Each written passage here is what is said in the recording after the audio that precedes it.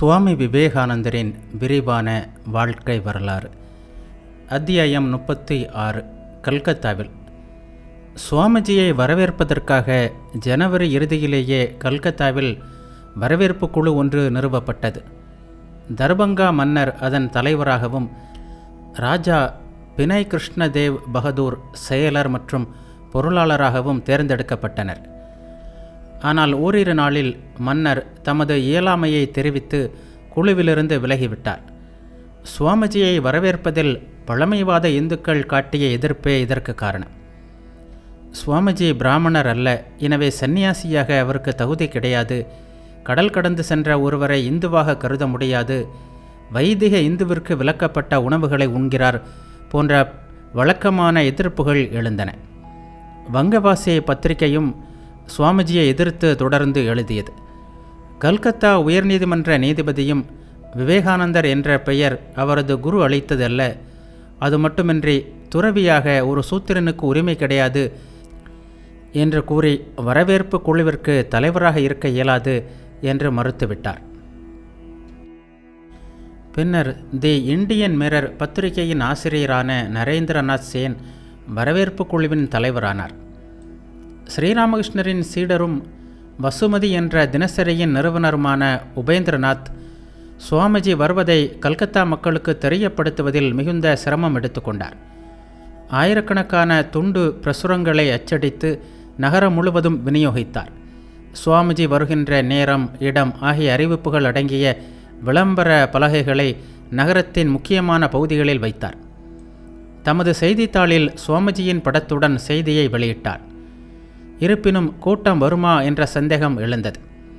ஏனெனில் அது கடும் குளிர்காலம், ரயில் வந்து சேர்வதோ அதிகாலை வேளை. ஆனாலும் உபேந்திரர் உறுதியாக விளம்பர பலகைகள் ஏராளம் வைக்கப்பட்டுள்ளன, 50,000 துண்டு பிரசுரங்கள், 10,000 வசுமதி செய்தித்தாள்கள் ஆகியவை மக்கள் மத்தியில் இலவசமாக விநியோகம் செய்யப்பட்டுள்ளன. எனவே குருதேவரின் கருணையால் நாளை சியால்தா ரயில் நிலையம் மக்கள் கூட்டத்தால் நிரம்பி வழியும் என்று உறுதியாக நம்புகிறேன் என்று கூறினார். அப்படித்தான் நடக்கவும் செய்தது. ஒரு வார கப்பல் பயணம் சுவாமிஜியின் களைப்புற்ற உடம்பிற்கு சிறிது ஓய்வை தந்தது. ஆங்கிலேய சீடர்களுடன் தமது அன்பிற்குரிய சென்னை சீடர்களான அலசிங்கர், நரசிம்மாச்சாரியார், கிடி ஆகியோர் இருந்தது அவரது மகிழ்ச்சிக்கு ஒரு முக்கிய காரணமாயிற்று. கப்பலில் கேப்டன் மற்றும் சக பயணிகளுடன் சுவாமிஜி நட்பை வளர்த்து கொண்டார். தமக்காக கொண்டு வரப்பட்ட இளநீர் காய்களை அவர்களுடன் பகிர்ந்து கொண்டார். கப்பல் கல்கத்தாவில் கங்கை நதியை அடைந்தபோது சுவாமிஜி அதன் கரையிலுள்ள இடங்களை தமது சீடர்களுக்கு விளக்கினார். பிப்ரவரி 18ஆம் நாள் கப்பல் பட்ஜ் துறைமுகத்தை அடைந்தபோது கல்கத்தா வரவேற்பு குழுவை சேர்ந்த இருவர் வந்து வரவேற்பு விவரங்களை சுவாமிஜிக்கு தெரிவித்தனர். கெட்டிட்பூர் துறைமுகத்தில் கப்பல் நங்கூரமிட்டதும் சுவாமிஜி இறங்கி தமக்காக ஏற்பாடு செய்யப்பட்டிருந்த சிறப்பு ரயிலில் காலை 7:30 மணிக்கு சியால்தாவை அடைந்தார். சுமார் 20,000 பேர் அங்கே திரண்டிருந்தனர். அங்கிருந்து சுவாமிஜியை ஊர்வலமாக அழைத்து சென்றனர். கொடிகள், தோரணங்கள், மலர் மாலைகள், அலங்கார வளைவுகள் என்று கல்கத்தா அமர்க்களப்பட்டது. இங்கும் வண்டியில் உள்ள குதிரைகள் அவிழ்த்து விடப்பட்டு இளைஞர்கள் அதனை இழுத்து சென்றனர். சுவாமிஜி வண்டியில் எழுந்து நின்று கைகூப்பி 2 பக்கங்களிலும் திரண்டிருந்த மக்களை வணங்கியபடியே சென்றார். சுவாமிஜியின் வண்டியை தொடர்ந்து பல வண்டிகள் சென்றன. ஊர்வலம் முதலில் ஹாரிசன் சாலை வழியாக சென்றது. அங்கே ஒரு வீட்டின் மாடி ஒன்றில் ஜடை தரித்த துறவி ஒருவர் நின்று 2 கைகளையும் உயர்த்தி சுவாமிஜியை ஆசீர்வதித்தார். சுவாமிஜியும் தலை வணங்கி அந்த ஆசிகளை ஏற்றுக்கொண்டார். அவர் விஜயகிருஷ்ண கோஸ்வாமி. அவர் குருதேவரின் சீடர்களில் ஒருவர், பிரம்மசமாஜ தலைவர்களில் ஒருவர். குருதேவரிடம் வரும் முன்பே சுவாமிஜி இவரை அறிந்திருந்தார். இவரிடம் மிகுந்த மதிப்பு வைத்திருந்தார். ஊர்வலம் ஹாரிசன் ரோட்டில் உள்ள ரிப்பன் கல்லூரியை, தற்போதைய சுரேந்திரநாத் கல்லூரியை அடைந்தது. சிலருடைய கவனக்குறைவினாலும் கல்லூரி வாசலில் குழப்பமும் நெரிசலும் உண்டாயிற்று. ஊர்வலம் கல்லூரி வாசலை அடைந்ததும் யாரோ கூறியதன் பேரில் வாசல் திடீரென்று திறக்கப்பட்டது. ஊர்வலத்தின் முன்பகுதியில் நின்ற இளைஞர்கள் இதனை எதிர்பார்க்கவில்லை. அதனால் நிலை குலைந்த அவர்கள் ஒருவர் மீது ஒருவராக விழுந்தனர். பலர் மிக மோசமாக காயமுற்றனர். ஓரிருவர் தங்களிடமிருந்த கைத்தடிகளை குறுக்கே நீட்டி மேலும் இளைஞர்கள் விழுவதை தடுத்து காத்தனர். பெரிய கூட்டத்தை வரவேற்பு குழுவினர் எதிர்பார்க்காததாலோ என்னவோ அவர்கள் ஒழுங்குமுறை ஏற்பாடுகளுக்கு போலீஸின் உதவியை நாடவில்லை. போலீஸ் இருந்திருந்தால் ஒருவேளை இந்த அசம்பாவிதத்தை தடுத்திருக்கலாம் என்று பத்திரிகைகள் எழுதின. அங்கே சிறிது நேரம் நின்றுவிட்டு பாக்பஜாரில் உள்ள ராய் பசுபதிநாத் போஸ் பகதூர் என்பவரின் பங்களாவிற்கு அழைத்து செல்லப்பட்டார் சுவாமிஜி. வழியில் கார்ன் வாலிஸ் தெரு வழியாக வண்டி சென்றது. அந்த தெருவில்தான் குருதேவரின் சீடரும் ஈஸ்வரகோடி என்று அவரால் கூறப்பட்டவருமான பூர்ணரின் வீடு இருந்தது. அந்த இடத்திற்கு சென்றதும் சுவாமிஜி வண்டியை நிறுத்துமாறு கூறிவிட்டு திரிகுணாதிதரிடம் பூர்ணனுக்கு தகவல் தெரிவி என்றார். அப்போது பூர்ணர் குளித்து கொண்டிருந்தார். ஈர துணியுடனே வந்து சுவாமிஜியை சாஷ்டாங்கமாக நமஸ்கரித்தார். எழுந்து, நான் ரயில் நிலையத்திற்கு வந்திருந்தேன். தூரத்திலிருந்தே உங்களை தரிசித்தேன். அலுவலகத்திற்கு போக வேண்டும், அதனால் தான் விரைந்து திரும்பிவிட்டேன் என்றார். அதனால் என்ன, மாலையில் வாருங்கள் என்று அழைத்தார் சுவாமிஜி. இவ்வாறே ஊர்வலம் சென்றது. ஜெயத்வனி எங்கும் கேட்ட வண்ணம் இருந்தது. கடைசியாக பசுபதி போஸின் வீடு வந்தது. வீடு அழகிய தோரணங்களால் அலங்கரிக்கப்பட்டிருந்தது. பசுபதி முதலானோர் வாசலில் வந்து சுவாமிஜியை உள்ளே அழைத்து சென்றனர். அங்கே பிரம்மானந்தரும் யோகானந்தரும் கையில் மலர் மாலையுமாக மலர்ந்த முகத்துடன் நின்றிருந்தனர்.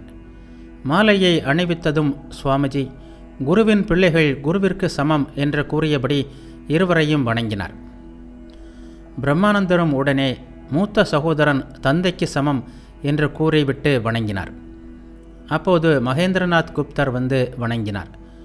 உடனே சுவாமிஜி நண்பரே என்றார். அதன் பிறகு ஒவ்வொருவராக வந்து வணங்கினர். அந்த கூட்டத்தில் ஓர் ஓரமாக ஒரு பெஞ்சில் குருதேவரின் இளம் சீடர்களில் ஒருவரான ஹூட்கோ கோபால் அமர்ந்திருந்தார். அவரை கண்டதும் சுவாமிஜி, ஏ ஹூட்கா, நான் அதே நரேனாகத்தான் இருக்கிறேன் அப்பா. அங்கே ஏன் ஒளிந்திருக்கிறாய்? இங்கே வா, வங்க மொழியை நான் இன்னும் மறக்கவில்லை என்றார். இவ்வாறு 10 நிமிடம் கழிந்தது. பசுபதி சுவாமிஜியை மாடிக்கு அழைத்து சென்றார். அங்கே கிரீஸ் சுவாமிஜிக்கு மாலை அணிவித்துவிட்டு பணிந்து வணங்க சென்றார். சுவாமிஜி உடனே அவரது கையை பிடித்து தடுத்துவிட்டு, என்ன செய்கிறீர்கள் ஜிசி? நீங்கள் என்னை வணங்கினால் எனக்கு தான் தோஷம் உண்டாகும்.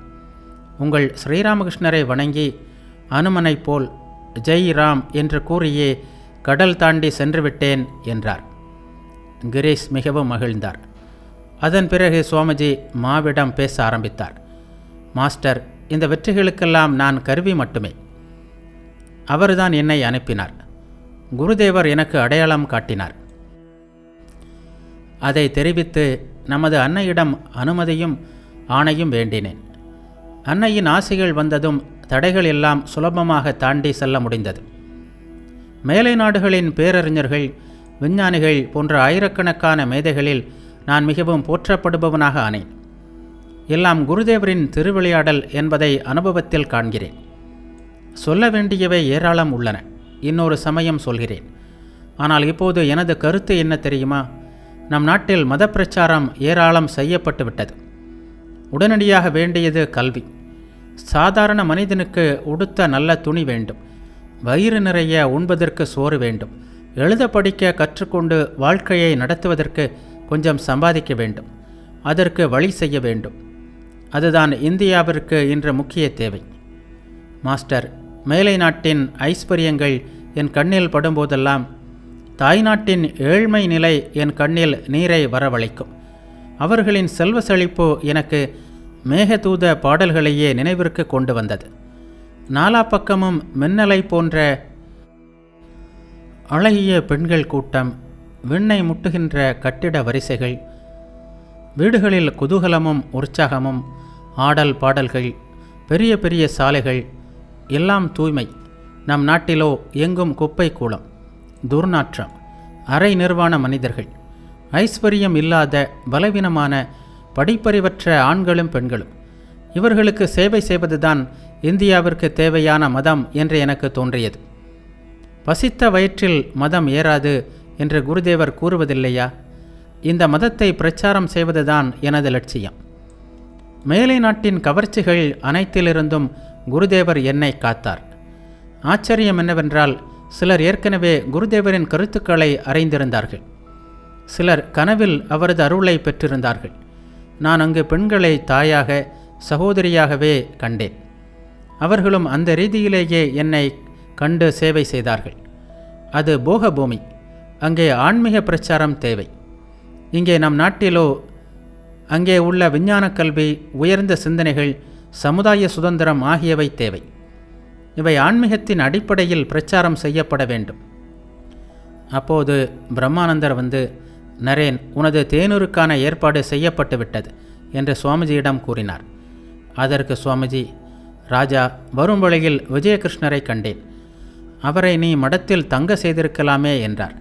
அதற்கு பிரம்மானந்தர், அவருக்கு இப்போது சீடர்களும் சிஷ்யர்களும் ஏராளம் பேர் உள்ளனர்.